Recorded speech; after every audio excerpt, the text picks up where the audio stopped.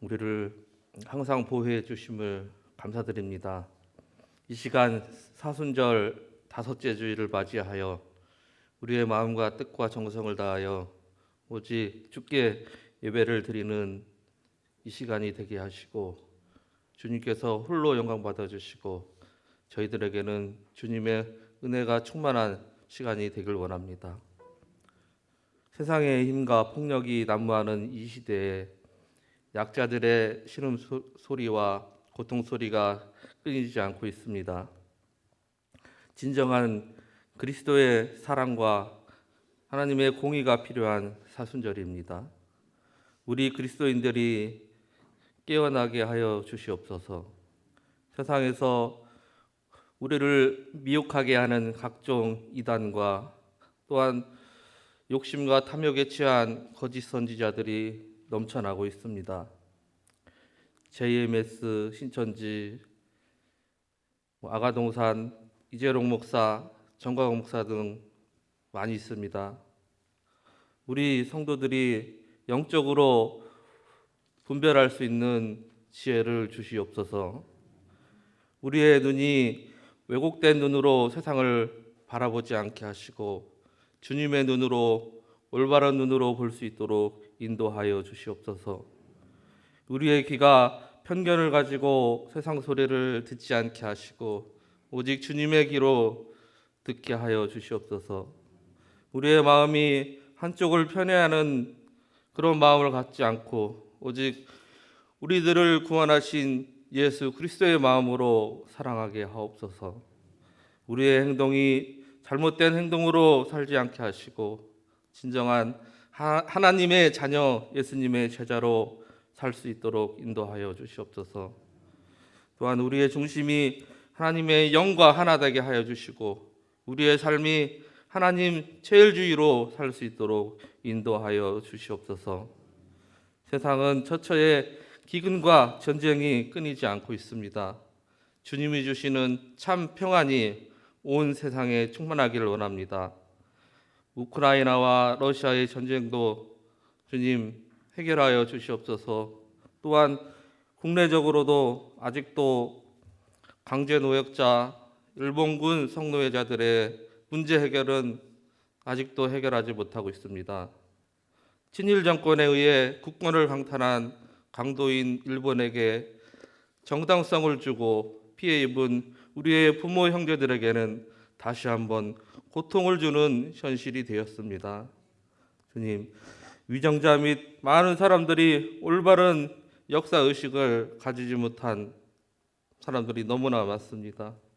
자기의 이득을 위해 부모 형제를 팔아먹는 것이 마치 정당한 것처럼 이야기를 하고 있습니다. 우리를 이러한 거짓에서 침묵을 깨는 자들로 삼아 주시옵소서. 우리가 항상 주님의 영적으로 깨어날 수 있는 하나님의 자녀로 삼아 주시옵소서.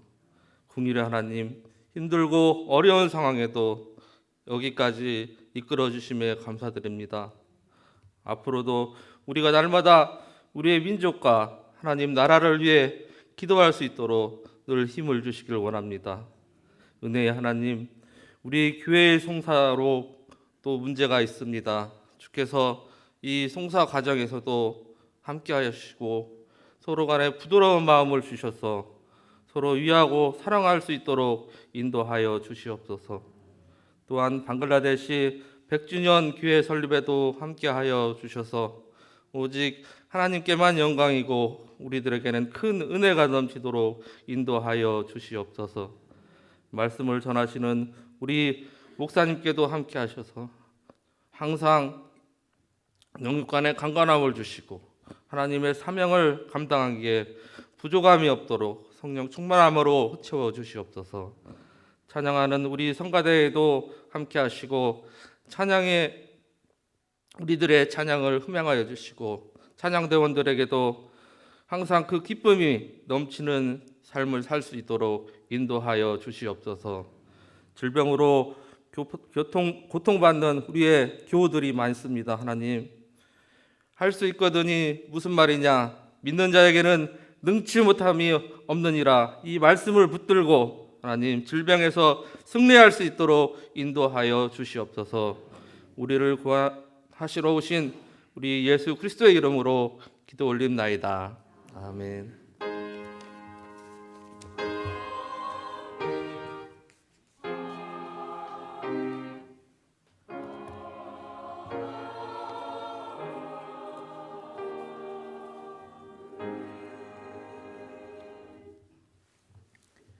하나님 말씀 빌레몬서 1장 18절에서 21절까지 말씀입니다. 신약성경 352쪽에 있습니다. 빌레몬서 1장 18절에서 21절까지 말씀입니다. 우리 같이 한 절씩 교독합니다. 그가 만일 내게 불의를 하였거나 내게 빚진 것이 있으면 그것을 내 앞으로 계산하라.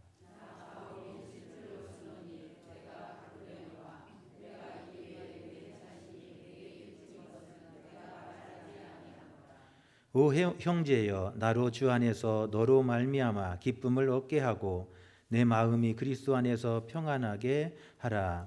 나는 내가 순종할 것을 확신함으로 내게 썼노니 내가 내 것 말한 것 같이보다 더 행할 줄을 아노라.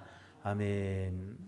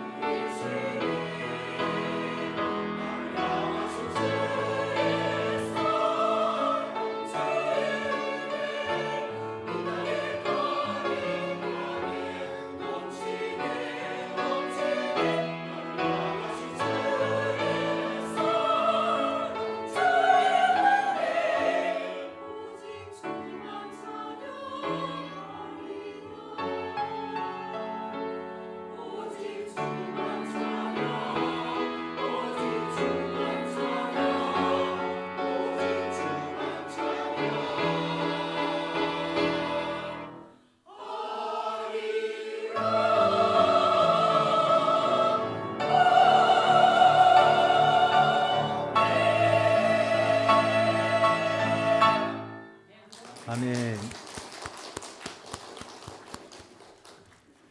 할렐루야. 오늘 이 아침에도 주님 전에 오신 여러분 환영하며 하나님의 크신 은총이 여러분 가운데 함께 하시기를 축원합니다. 옆 사람 같이 인사합니다. 사랑하고 축복합니다.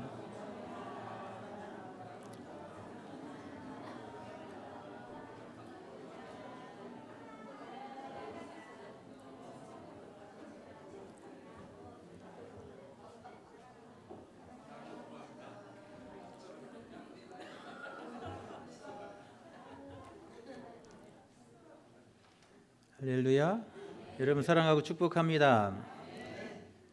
해마다 아내의 생일을 기억하지 못해서 핀잔을 받던 남편이 아내 생일을 잘 기억했다가 아내 생일날에 나이만큼 한 다발의 장미 꽃다발을 안겨주었어요.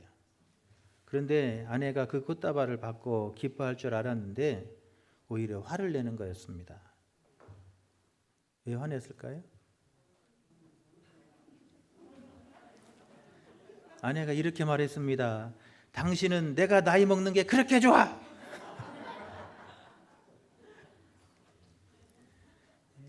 꽃다발을 조그마한 것 만드셨어야 되는데.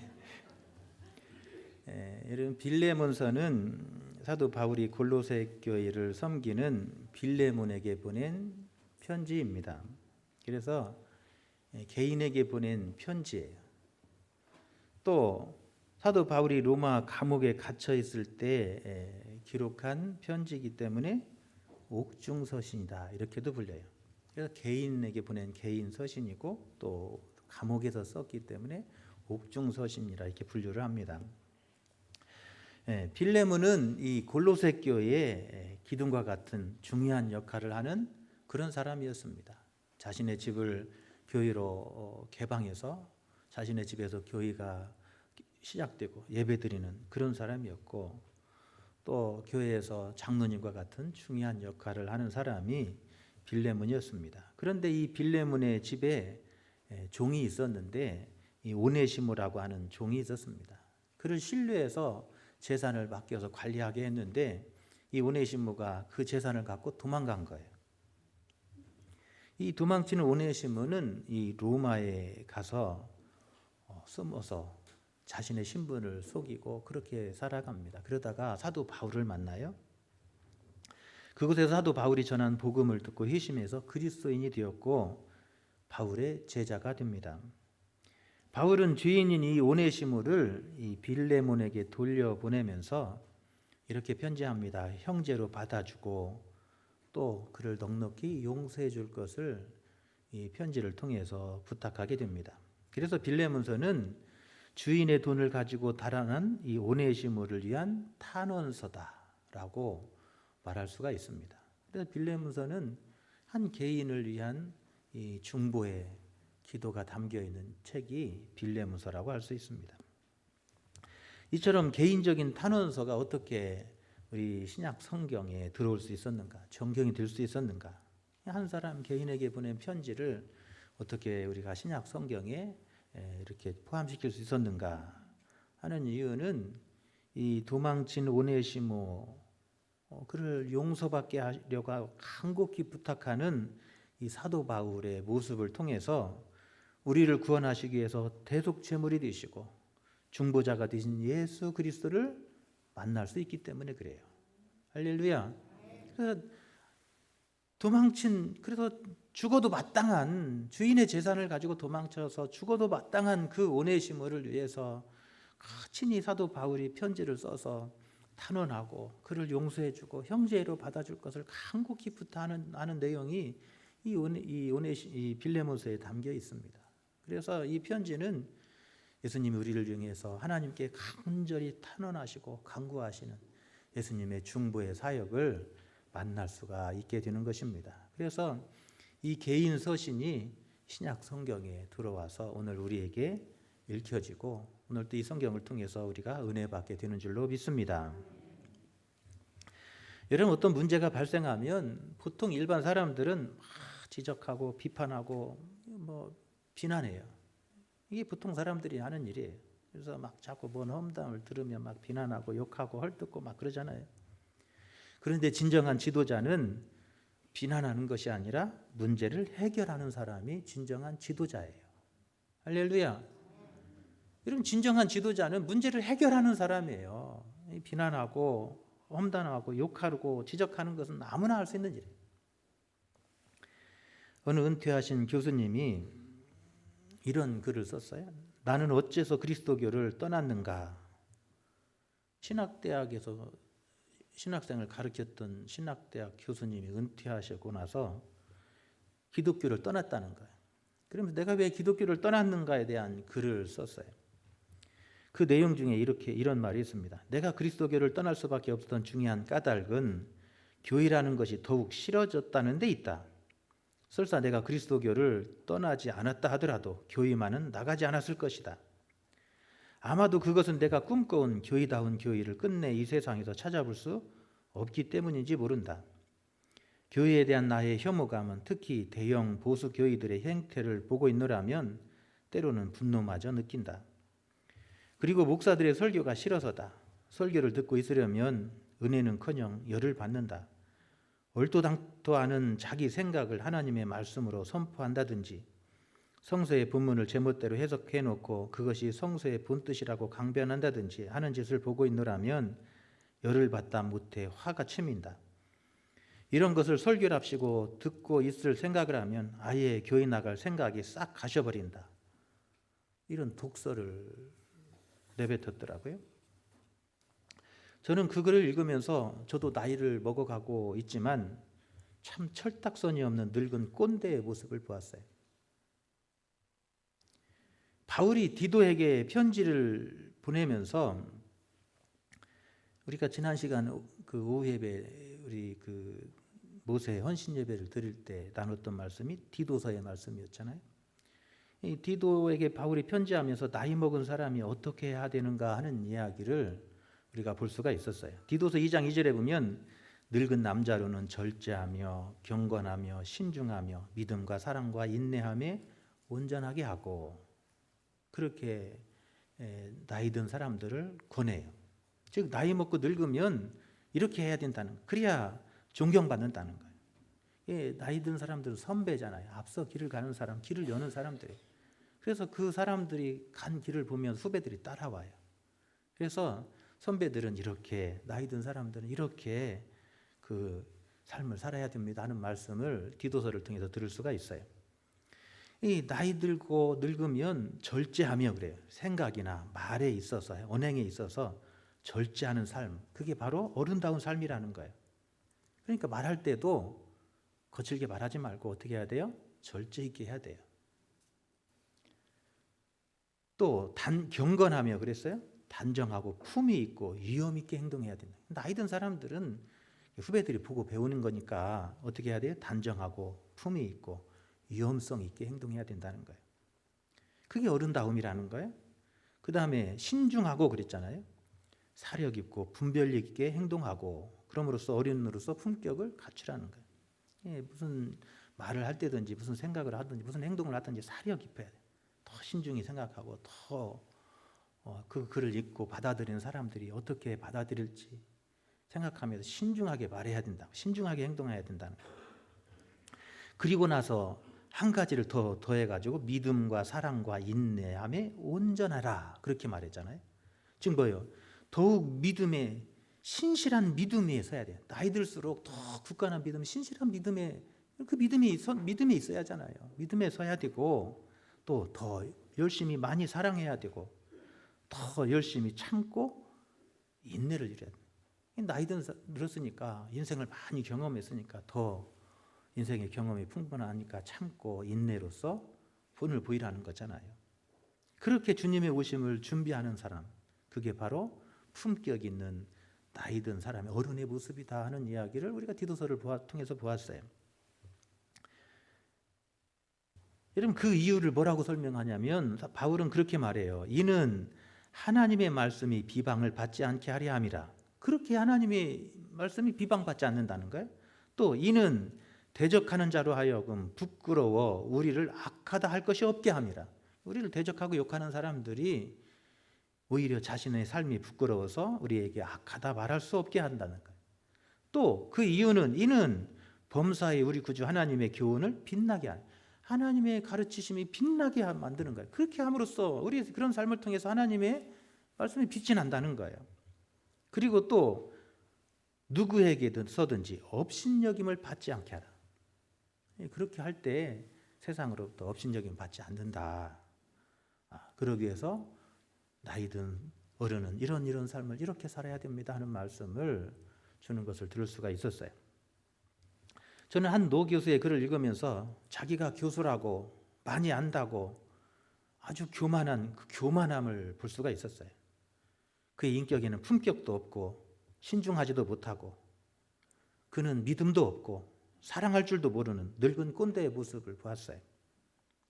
평생 신학대학에서 교수로 학생을 가르치신 분이 할 말은 아니잖아요. 저기 일반 대학 교수가 그런 얘기했다면 내가 이해를 하겠어요. 평생 신학대학에서 학생을 가르친 분이 이렇게 말하면 내가 교회가 싫고 내가 목사 설교가 싫어 교회 떠난다고 하는 얘기를 어떻게 신학대학 교수가 자기의 입으로 할 수 있어요? 아주 저는 교만함이 하늘을 찌르는 모습을 보았어요. 인격에도 품격도 없고요. 말도 신중하지도 못하고 믿음도 없어요. 사랑할 줄도 몰라요. 정말 교회를 사랑하면 그런 말을 할 수 없어요. 여러분, 세상에 온전한 교회가 어디가 있겠어요? 주님 오실 때까지 온전한 교회는 없어요. 온전함을 향해 나가는 것이죠. 우리의 믿음이 온전합니까? 온전함을 향해 나가는 거잖아요. 더 주님 닮으려고 애쓰고 그 주님을 본받기 위해서 우리가 한 걸음씩 오늘이라도 더 한 발자국 더 주님 앞에 가까이 가려고 힘쓰고 애쓰는 것이 우리의 신앙생활의 길이잖아요. 대학에서 신학생들을 가르쳤다는 교수가 그런 이야기하면 저는 가슴이 아파요.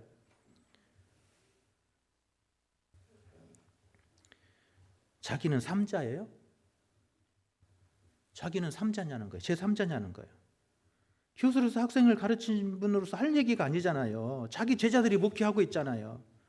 그러면 그 제자가 교회 목회답지 않은 설교하면 그 책임 누가 있는 거예요? 누가 가르쳤어요? 지가 가르쳤잖아요. 그리고 누구 탓하는 거예요? 부끄러운 줄 알아야죠. 저는 그분이 예수님에 대해서 예수님에 관해서는 많이 아는 사람일지도 몰라요. 인정하겠어요. 그렇지만 그 사람은 예수를 모르는 사람이에요. 예수님을 만나본 적도 없고요. 예수님을 전혀 모르는 사람이에요. 귀신도요, 예수님은 알아요. 예수님에 대해서는 알아요. 그러나 예수님을 몰라요. 예수님을 만나본 적이 없기 때문에 그래요.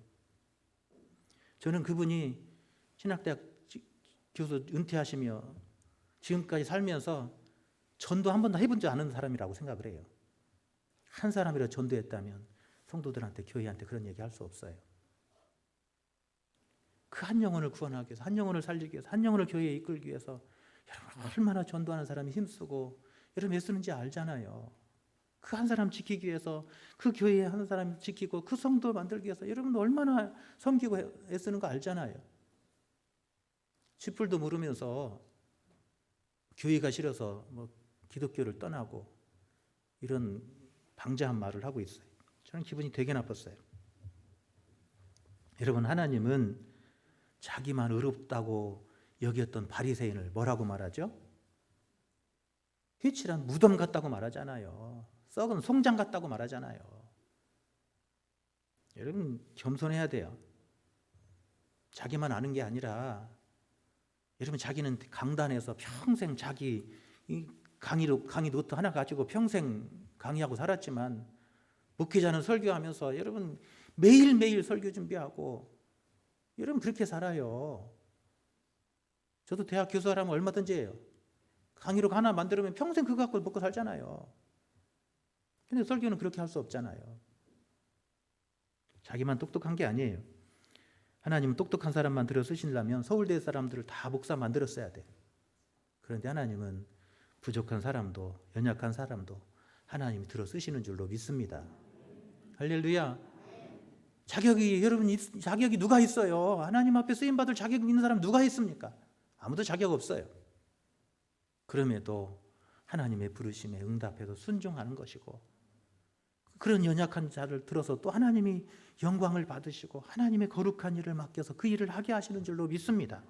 내가 하는 게 아니라 하나님이 하시는 거예요. 그 은혜를 조금이라도 안다면 그렇게 말하면 안 되는 거예요. 여러분, 비난하고 욕하는 것은 누구나 할 수 있어요. 그러나 문제를 해결하고 책임지는 일은 아무나 할 수 없는 거예요. 진정한 지도자만이 할 수 있는 일이에요. 할렐루야. 진정한 기독교의 지도자라면, 은퇴한 명예로운 교수라면 그런 얘기하면 안 돼요. 입을 닫아야 돼요. 더 기도하고 더 교회를 위해서 기도하고 더 성전에서 엎드려 성전을 지켜야 돼요. 그게 신학대학 교수가 할 일이에요. 무슨 대학 교회를 떠나고 그리스도교를 떠난다고 그런 방자한 이야기를 해요. 예수님은 우리의 죄악과 허물을 비난하거나 욕하지 않으셨습니다. 할렐루야. 예수님 우리의 죄악과 허물을 보면서 우리를 비난하거나 욕하거나 허물을 탓하지 않으시잖아요. 주님이 그러시는데 우리의 죄를 해결하시라고 예수님은 우리를 비난하기 전에 비난하지 아니하시고 우리의 죄를 해결하시기 자신이 십자가를 지신 분이 우리 구주 예수 그리스도신 줄로 믿습니다. 이게 십자가의 뒤를 따라가는 예수 그리스도 주님의 참 제자의 삶인 거예요. 세상이 악하다고 타락했다고 세상을 비난하고 한탄하고만 있는 게 아니라 그 세상을 치유하기 위해서 내가 그 한 축의 축을 잡고 그 일을 위해서 헌신하고 십자가 지는 사람이 그리스도인들이 가는 길인 줄로 믿습니다. 여러분, 그래서 십자가로 예수님은 하나님과 우리를 화목케 하신 거예요. 죄와 허물로 가득함에도 불구하고 그 허물을 탓하지 아니하시고 자신이 십자가를 지심으로 하나님과 우리를 화목케 하시고 화목을 이루신 분이 예수 그리스도시다라고 성경은 우리에게 가르쳐주고 있습니다. 로마서 3장 23절 24절에 보면 모든 사람이 죄를 범하였음에 하나님의 영광에 이르지 못하더니 그리스도 예수 안에 있는 속량으로 말미암아 하나님의 은혜로 값없이 의롭다 하심을 얻은 자 되었다라고 설명해요. 우리가 의롭게 된 것이요, 내 능력도 아니고 내가 의로워서도 아니라는 거예요. 내가 자격이 있어서도 아니라는 거예요. 오로지 우리를 긍휼히 여기신 하나님의 은혜예요. 예수님의 십자가의 대속의 속량의 은혜예요. 할렐루야. 그 예수님의 속량의 은혜를 안다면 여러분 그렇게 말할 수 없어요. 여러분 오래전에 밀양이라고 하는 영화를 기억하실 것입니다. 전도연이 주인공을 맡아서 이신의 역할을 감당했어요. 그 연기를 했습니다. 이신혜는 남편이 죽었어요. 어느 날 갑자기 남편이 죽으니까 어린 아들을 데리고 남편의 고향인 밀양 땅으로 이사를 갑니다. 그런데 도시에서 젊은 여자가 아기 데리고 오니까 돈 많은갑다 그렇게 소문이 나가지고 이 박도섭이라고 하는 사람이 그 이신의 아들을 납치해요. 몸값을 요구하는데 사실 돈이 없어요. 870만 원밖에 없었어요. 그 870만 원을 갖다가 숨겨놔요. 그러니까 이 박도섭이 그 돈을 보니까 870만 원밖에 없잖아요. 그러니까 실망해가지고 그 아들을 죽여버려요. 결국 그 박도섭은 살인죄로 잡혀서 감옥에 가게 됩니다. 이 아들을 잃은 이신혜는 고통정이 견딜 수 없어서 괴로워해요. 그러다가 교회 다니는 성도들을 만나게 되고 그 성도들이 막 전도하고 그래서 교회를 나가게 돼요. 신앙으로 그 슬픔을 이겨보려고. 그 교회에서 원수를 사랑하라고 하는 그 말씀, 주변의 그 권고를 듣고 이 자기 아들을 죽인 이 박도섭을 용서하기로 결심하고 교도소를 찾아가잖아요. 그런데 그 교도소에서 이신혜가 큰 충격을 받습니다. 그를 만나면 이 최소한 그 자기가 죽인 그 아들의 엄마를 만나면 미안한 마음을 들고 미안해하고 죄책감을 갖고 잘못했습니다, 용서해 주세요, 이래 하잖아요. 이게 정상이잖아요. 그런데 이신혜를 보면서 당당하게 말하잖아요. 자기는 예수님 만나서 용서함 받았고 마음의 평안을 얻고 있다고 그러는 거예요. 그 얘기를 듣고 나니까 막 이신혜가 견딜 수 없어 절규해요. 그 절규하면서 하는 이야기가 이 이야기잖아요. 용서하고 싶어도 난 용서할 수 없어요. 그 인간은 이미 용서받았다는데, 그래서 마음의 평안을 얻었다는데 내가 그 인간을 용서하기도 전에 어떻게 하나님이 먼저 그 인간을 용서해요? 라면서 절규해요. 피해자인 내가 용서가 안 됐는데 어떻게 용서받고 자유할 수가 있냐는 거예요.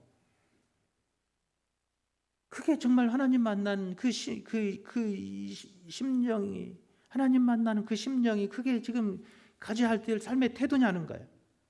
하나님이 무슨 권리로 내 대신 용서할 수 있냐는 거예요.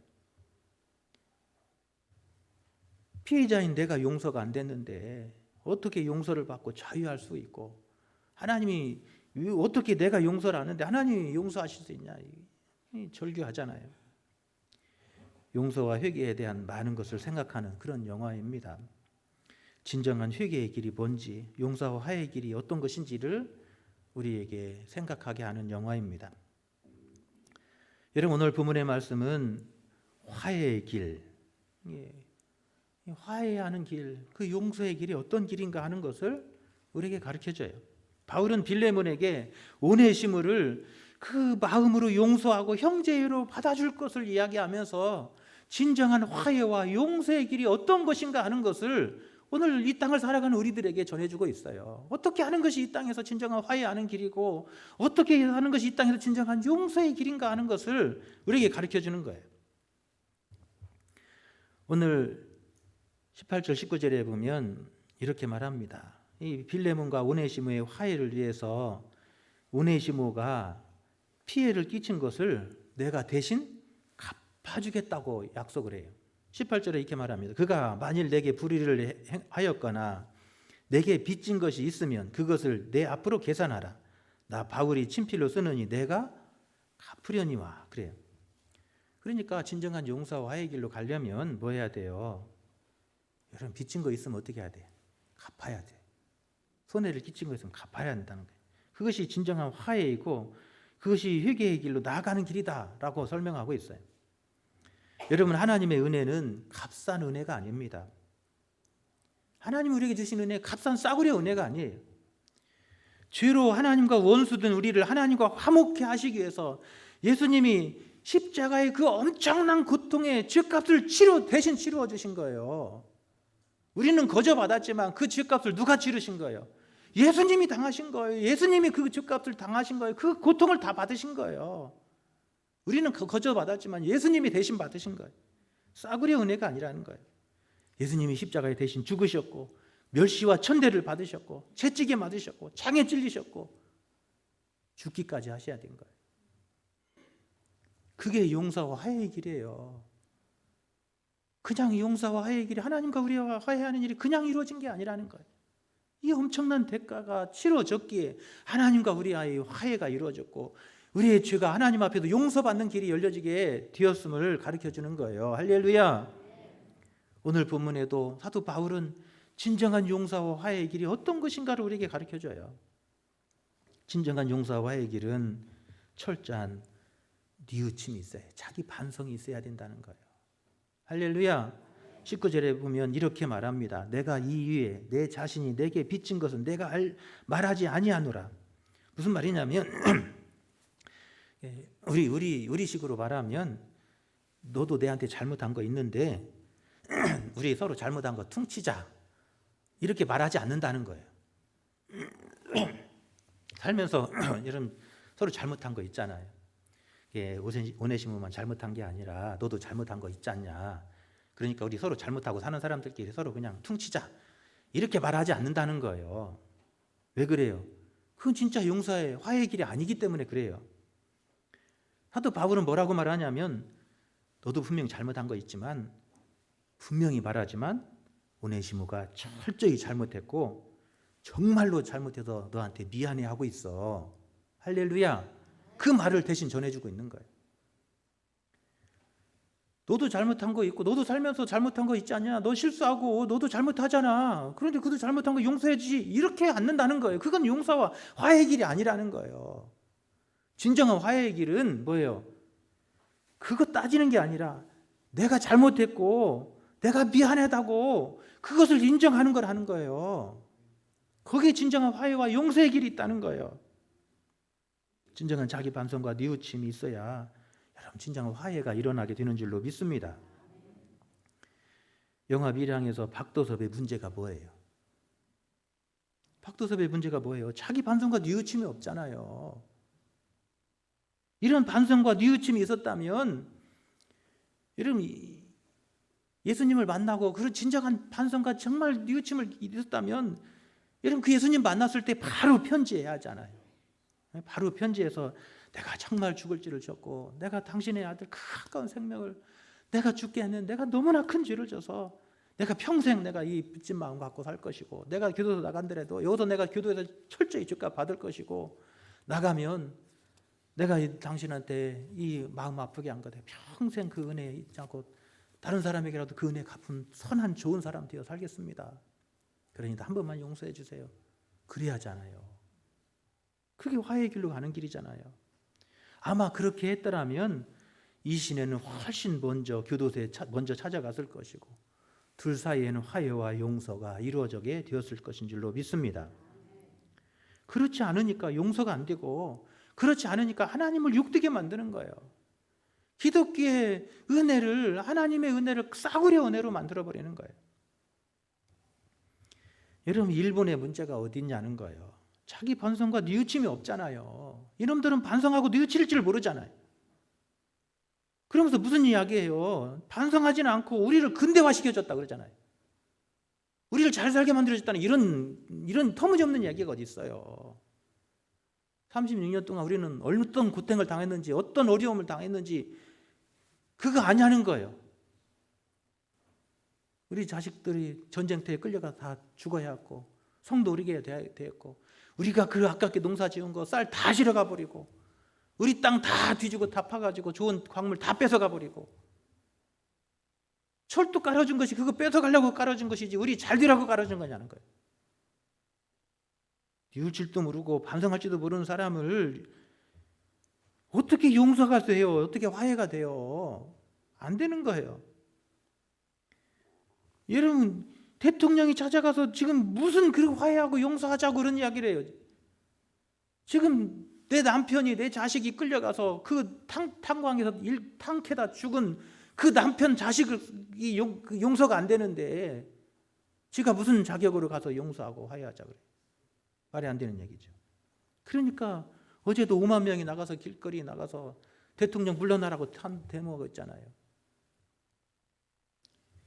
여러분, 진정한 화해의 길은 여러분 그런 게 아니라는, 싸구려로 되는 게 아니라는 거예요. 철저한 자기 반성과 뉘우침이 있어서 여러분 그런 뉘우침을 통해서 여러분 화해가 이루어지고 용서가 그 속에서 이루어지게 되는 줄로 믿습니다.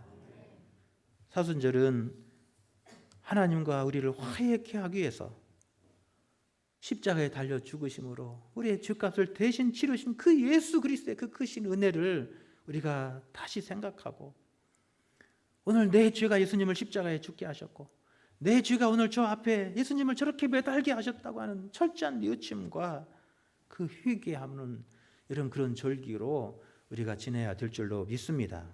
여러분, 그럴 때 하나님의 은혜가 임하는 거예요.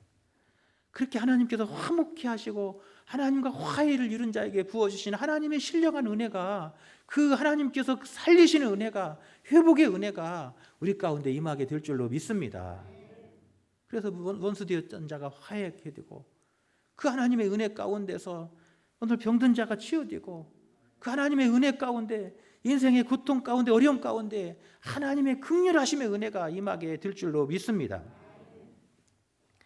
두 번째로 진정한 화해의 길이 뭐냐는 거예요. 그건 책임지는 거예요. 18절 19절 아까 읽었지만 사도 바울이 뭐예요? 그 잘못한 것에서 자신이 책임을 지겠다고 하잖아요. 오네시모, 내가 믿음으로 이제 나았고 내 믿음의 제자가 된 그 오네시모를 대신해서 내가 뭐예요? 대신 책임지고 대신 손에 끼친 거 갚아주겠다고 말하잖아요. 하나님께서 우리와 화해를 위해서 어떻게 하셨습니까? 하나님 우리와 화해를 위해서 어떻게 하셨냐는 거예요. 그 아들을 대속물로 내어주시잖아요. 하나밖에 없는 아들을, 우리와 화목을 위해서 그 아버지가 그 아들을 내어주시잖아요. 이게 가능한 일이냐는 거예요. 하나밖에 없는 내 목숨을 하나님과 우리를 화목케 하기 위해서 예수님이 내어주시잖아요. 이런 죄값에 대한 책임이 있으니까 화해가 이루어지는 것이잖아요. 진정한 화해는 그 속에서 이루어지는 거예요. 사도 바울이 빌레몬과 오네시모의 화해를 위해서 그렇게 대신 값을 치르고 그렇게 중보자가 될 때에 여러분 진정한 화해의 역사가, 용서의 역사가 이루어지게 되는 줄로 믿습니다. 밀항에서 박도섭의 문제가 뭐냐는 거예요. 자신의 잘못에 대해 책임지는 모습을 보이지 않잖아요. 손해를 끼치고 그렇게 그 자식을 잃은 엄마, 자기 죽은 자식을 받아든 그 엄마의 심정을 아냐는 거예요. 자식을 가슴에 묻는다고 그러잖아요. 그 엄마의 심정을 알아야죠. 피해 회복을 위해서 그 엄마를 만났으면 그 앞에서 엎드리고 통곡하며 최소한 뉘우치는 반성하는 모습은 보여야 하잖아요. 최소한. 이게 예수 믿는 사람의 양심을 가진 사람이 되지 않겠어요? 이게 예수님의 마음을 가진 사람이 삶이 아니겠냐는 거예요. 값싼 은혜 받아고 싸구려 은혜 받아가지고 예수 믿고 구원받아 나 자유하다고 어떻게 그 엄마 앞에서 그런 말을 할 수 있어요? 양심에 화인 맞은 거죠. 그거는. 진정한 화해와 용서는 여러분 자기 잘못에 대한 책임지는 그런 자세에서 화해와 용서의 길이 열려지게 되는 줄로 믿습니다. 여러분 그런 거예요. 오늘 우리가 하나님 앞에 오늘 이 사순절을 이 사순절을 보내면서 십자가에 달린 저 예수님을 바라보면서 오늘 내가 저 예수님을 십자가에 못 박았습니다. 내 죄가 예수님의 십자가를 서로 못 박고 예수님을 피 흘리게 하셨고 예수님을 죽게 했습니다. 우리 나 자신의 죄를 고백하고 회개하며 다시는 예수님을 십자가에 못 박는 삶을 살지 않기로 결단하고 다짐하는 거, 그것이 책임지는 삶의 모습인 줄로 믿습니다. 내가 다시는 예수님을 못 박지 않으리라. 내가 예수님을 다시는 저렇게 고통당하게 하지 않으리라.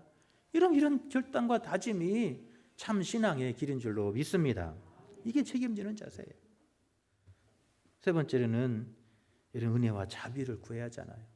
여러분 우리는 하나님 앞에 나아갈 수 없는 죄인이잖아요.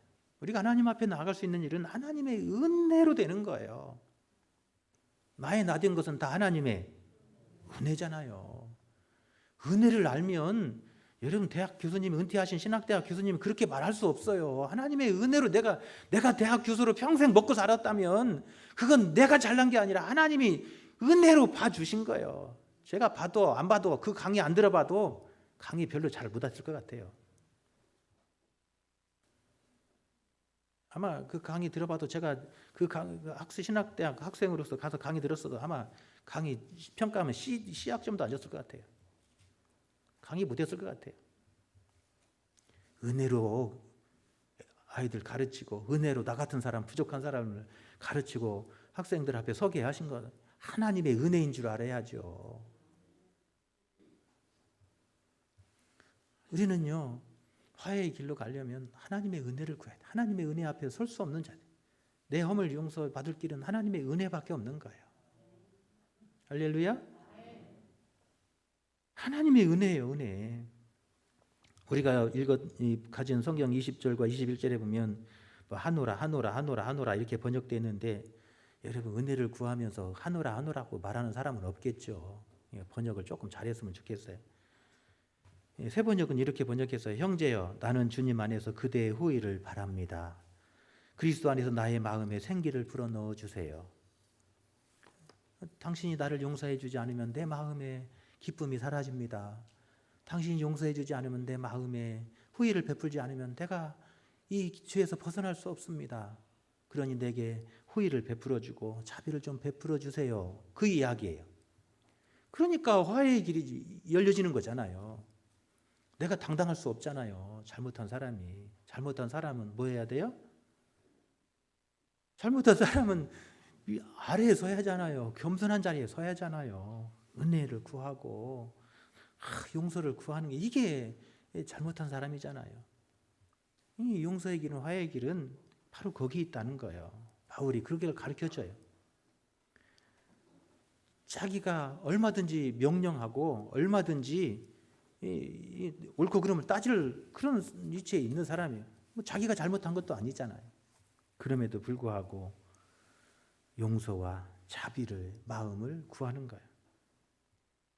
내가 구한 것보다 더 넉넉히 용서해주고 자비를 베풀어 줄 것을 나는 기대합니다. 이렇게 편지하잖아요. 바로 이것이 용서와 화해의 길이라는 거예요. 여러분 우리는 하나님의 은혜가 없이는 살 수 없는 사람이에요.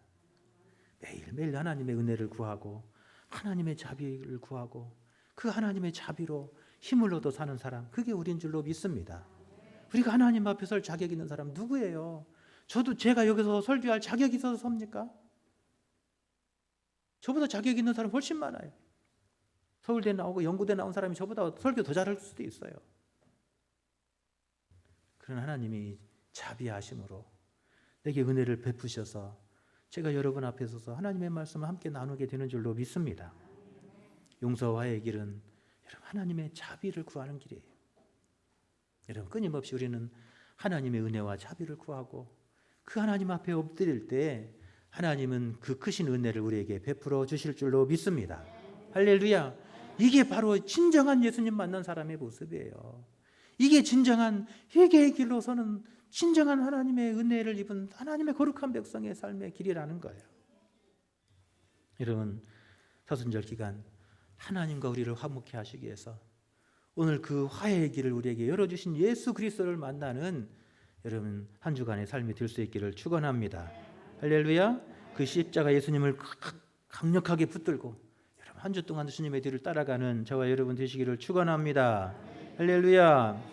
우리 함께 찬양합니다. 갈보리 십자가의 주님을 바라볼 때 우리가 사는